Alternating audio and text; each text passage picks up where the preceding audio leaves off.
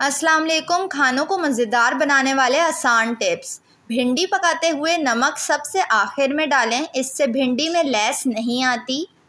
कढ़ी में एक दो दफ़ा उबाल आने के बाद नमक डालें, क्योंकि इस तरह कढ़ी खूब गाढ़ी होगी। करेलों में गुड़ और नमक लगाने से कड़वाहट फ़ौरन ख़त्म हो जाती है।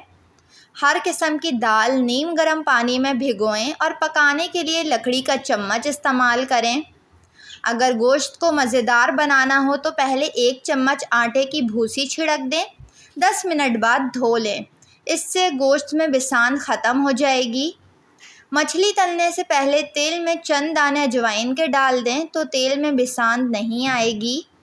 प्याज ठंडे तेल में डालकर फ्राई करें, खूब खस्ता हो जाएगी। स्टील का चम्मच चलाते रहें।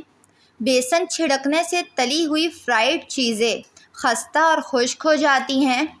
आलू अगर जल्दी गलाने हों तो उबलते वक्त चुटकी भर हल्दी डाल दें। सैंडविच स्लाइस पर गरम दूध लगाने से सैंडविच कई घंटे तक नरम रहते हैं और आप इसके मज़े से लुत्फ़अंदोज़ हो सकते हैं।